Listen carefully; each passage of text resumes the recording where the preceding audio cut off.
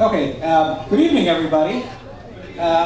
If there is anything at all that can change one of the happiest days of your life and make it better, it is spending the day with people you love. My heart is really warm just looking around the room. It is so good to be surrounded by family. My parents, my brothers, uncles, aunties, friends, nieces, nephews, and good friends who have been such an important part of our lives for so many years. Thank you all for coming. On behalf of Allister, Bryan, and myself, we really do want to say a big thank you. Now, a special thank you to Wilfie and Maureen, who are going to be comparing the show today. Thanks for helping out with the photographer and the music. Anisha, I don't see you anywhere, but the music in church was lovely. Thank you so much for the choir. Ken, thanks for the card. Vivek, thank you so much for the cards, and apologies to those who didn't get it in time. It was all my fault. Auntie Prudy, Auntie Fanny, thank you so much for the liturgy. Really love it. And Nicole, as I look around, I see the most splendid decorations. I know you're behind this, so thank you very much. I'm pretty sure I'm forgetting somebody. In fact, I'm almost certain that I am. Did I say Nicole? Yeah. No. Right. Oh, thanks, Nicole. You know, when you have an occasion like this, there are so many people involved in the planning. If I really missed anybody else, if I really missed anybody out, my apologies for that. Mom and Dad, it is a privilege and an honor to be here with you today. I cannot tell you how you've touched and changed our lives in many different ways. You know, how do we even start to tell you how much we love you? How do we even start to tell you how much we appreciate everything that you've done for us? There are some who say, in order to truly appreciate your parents, it never happens till you grow up and you're a parent yourself. I think they're wrong. Even as kids, we always appreciated you. We knew we were blessed with something really special, and we knew you were one of the most wonderful parents we could ever have.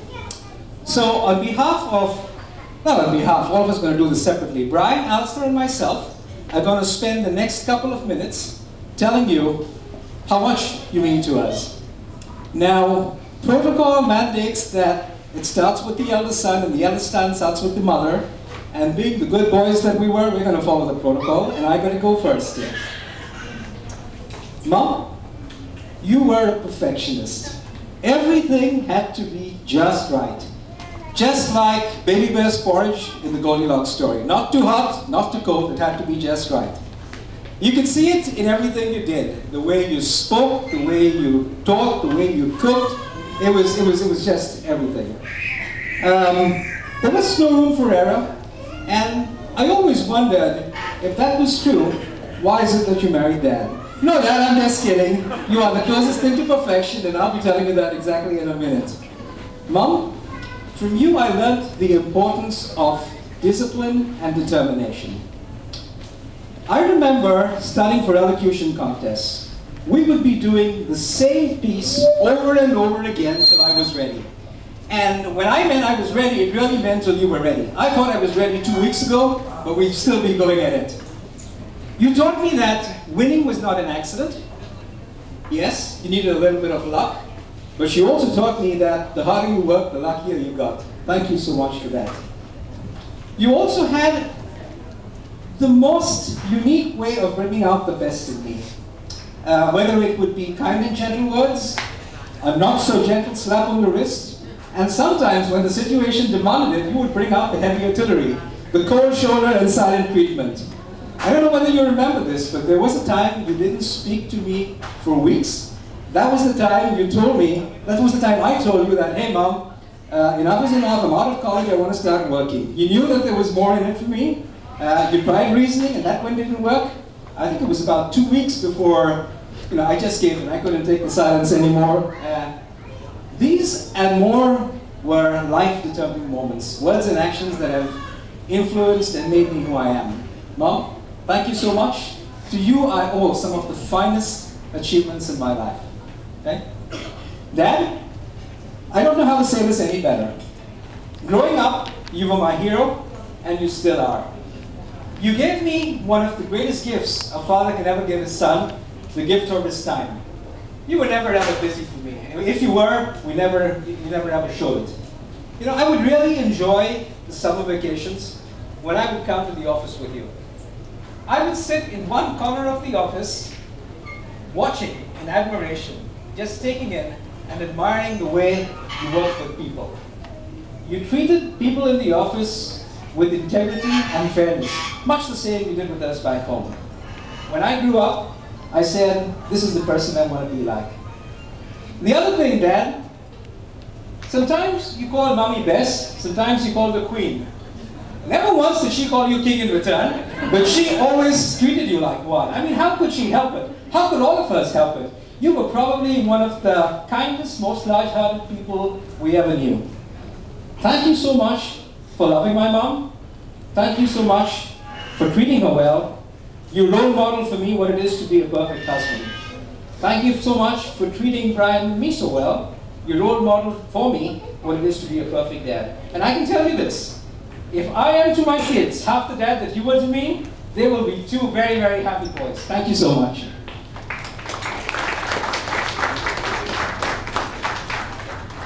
I'm going to continue from here, and I really don't know what to say, but anyway, I'll tell them the truth, Cedric. He's taking all what I wrote down on the paper. Always been doing this to me, always.